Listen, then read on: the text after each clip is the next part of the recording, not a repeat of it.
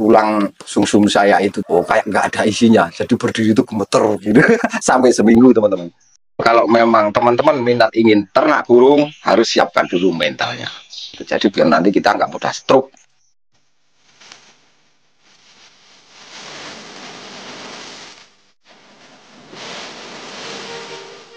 Halo semua, jumpa lagi bersama saya Sukamdi dan masih tetap di channel Sukamdi. Teman-teman, kali ini saya mau menyampaikan kabar duka dari burung yang saya ternak. Kejadian kali ini menurut saya agak aneh. Ada salah satu pasangan burung yang mati. Kemungkinan besar matinya karena berantem atau diajar. Tadi saya bilang kejadian kali ini agak aneh karena biasanya itu kalau terjadi berantem sampai ada yang mati, biasanya yang mati yang betina. Akan tetapi kali ini saya temukan yang mati itu yang jantan, teman-teman. Nih burungnya, pejantan murai batu, teman-teman.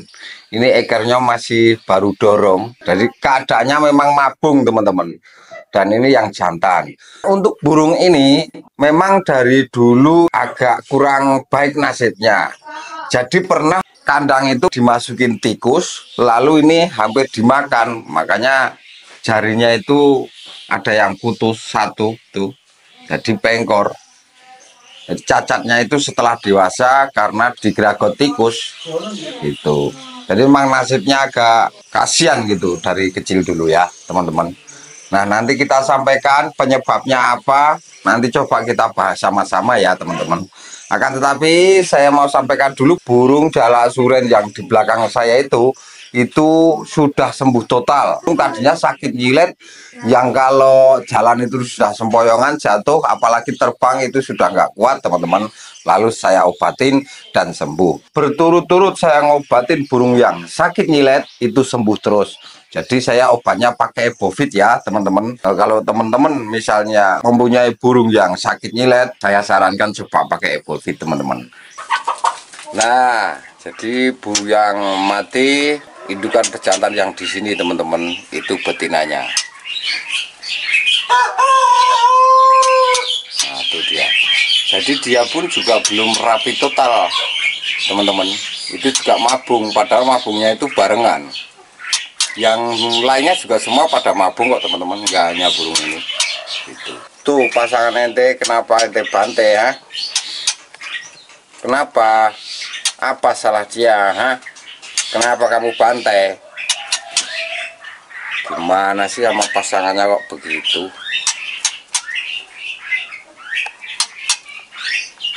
Nah, jadi yang mate pejantan pasangan yang kandang ini teman-teman. Ini dia. Jadi memang dari dulu ini burung agak tersia-siakan. Pernah mau dimakan tikus tapi selamat. Ini ekornya panjang teman-teman, 20 cm ini kalau full nanti. Sama yang sebelah ini panjangan ini. Itu juga mabung semua teman-teman tuh.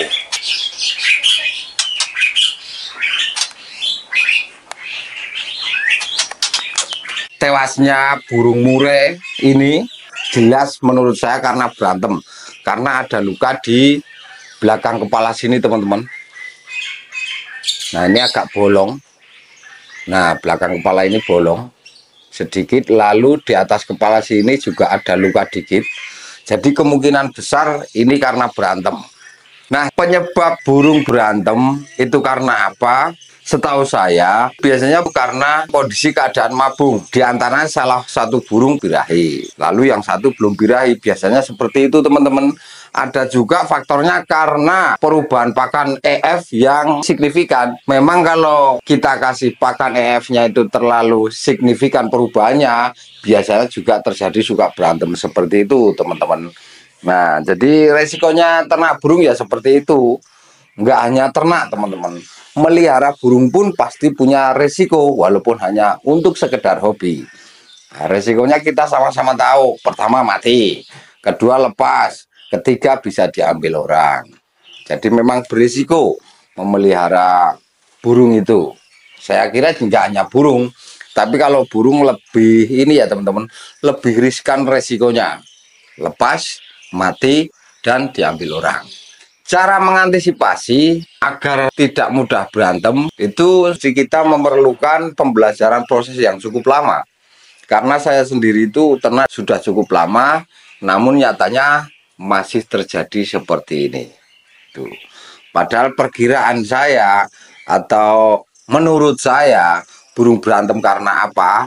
Saya ya sudah punya dikit-dikit pengetahuan lah, mungkin karena keadaan mabung, perubahan EF yang signifikan menimbulkan burung itu berantem. Ada juga gini teman-teman, misalnya ada burung asing yang datang.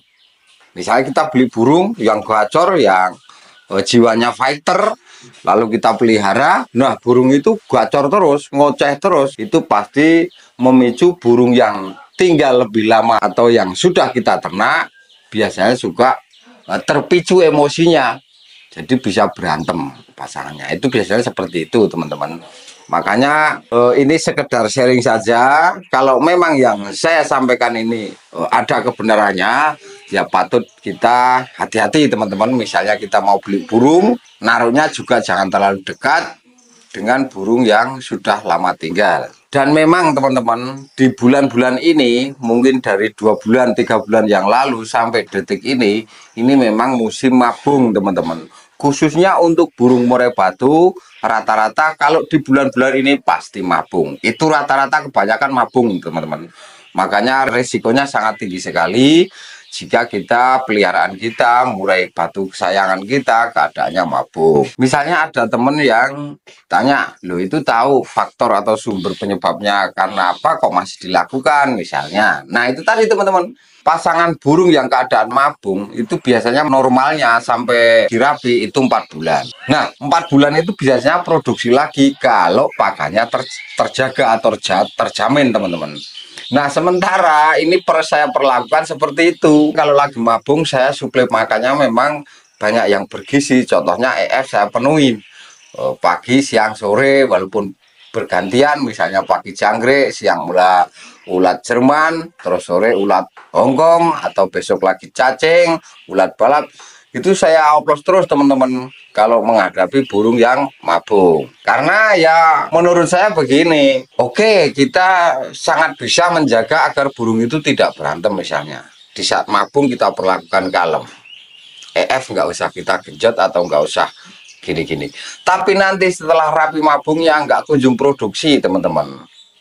Jadi percuma juga kalau tujuan kita ternak, lalu kita memelihara burung indukan pasangan burung yang sampai kapan nggak tahu, itu nggak produksi, kan percuma teman-teman. Untuk itu kan selama mabung burung itu kan membutuhkan gizi dan nutrisi, makanya kita rawat, kita jaga, malah terjadi seperti itu. Untuk itu kita pelajari sama-sama. Apa yang saya sampaikan ini tujuannya sharing, jadi teman-teman nanti bisa memperlakukan burungnya dengan cara sendiri, nggak harus persis seperti saya, tapi apa yang saya sampaikan ini bisa menjadi gambaran atau referensi gitu ya teman-teman. Yang pasti burung berantem, pemicu berantem itu biasanya satu mabung, dua EF-nya terlalu berlebihan atau signifikan, atau ada burung asing yang datang dan burung itu sangat gacor. Nah untuk itu dari 3 faktor ini untuk mengantisipasi itu caranya berbeda. Nah, tapi yaitu teman-teman, burung saat mabung itu membutuhkan pakan, nutrisi, dan gizi. Jadi kan kita harus bisa ngepasin seberapa pasnya ukurannya untuk pemberian pakan yang bergizi untuk burung yang sedang mabung. Karena kalau kita nggak kasih pakan yang bernutrisi, bergizi, itu nanti juga percuma, lama nggak kembali produksi. Gitu teman-teman. Tapi ya itu tadi, kalau kelebihan nanti bisa terjadi berantem. Itu ya teman-teman. Kalau mabung itu kita semua nggak bisa menghindari teman-teman. Karena mabung itu biasanya musiman dan itu pasti terjadi. Gitu. Tapi ada juga mabung yang tidak semestinya mabung kok mabung. Contohnya burung kalau kaget itu suka mabung. Apalagi cucak hijau itu kaget sedikit pasti mabung. Nah resikonya orang ternak ya seperti itu. Mati, lepas, atau diambil orang. Mental kita harus siap jika kita mau memelihara burung. Mau sekedar hobi atau mau kita ternak. Jadi risikonya banyak sekali teman-teman. Makanya untuk itu kalau memang teman-teman minat ingin ternak burung, harus siapkan dulu mentalnya. Gitu. Jadi biar nanti kita nggak mudah stroke. Karena kalau kita kehilangan burung begini menjadi baperan, lalu kita menjadi kepikiran terus, melemahkan fisik kita. Gitu. Dulu begitu teman-teman. Dulu waktu belum lama saya ternak, dulu saya pernah beli burung jalak Bali. Belanja itu kurang lebih habis 60 juta. Nah, siapaan kita ombyokan ke dalam kandang ombyokan atau kandang perjodohan tujuan saya. Nah, nggak tahu yang teledor siapa, saya atau istri saya atau kenapa, pintunya terbuka, lepas 4 ekor teman-teman. Tahu sendiri, satu pasang waktu itu sekitar 13 juta. Lepas 4 ekor berarti 2 pasang. Udah 24 juta. Tulang sumsum saya itu teman-teman, oh kayak nggak ada isinya, jadi berdiri itu gemeter gitu sampai seminggu teman-teman. Tapi lama-lama saya, ya ini sudah risiko saya, akhirnya saya kuat sampai sekarang. Jadi saya sarankan untuk teman-teman, kalau mau ternak burung atau pelihara burung, siapkan mental dulu. Oke teman-teman, sampai di sini dulu perjumpaan kita kali ini. Jadi itulah yang bisa saya sampaikan di kesempatan kali ini. Mudah-mudahan apa yang saya sampaikan ini bisa sedikit membantu dan berguna untuk teman-teman dan dulur-dulur semua. Kalau ada kata yang kurang salah dari saya mohon maaf yang sebesar-besarnya. Terima kasih, salam lestari, salam pasar duluran. Yoi.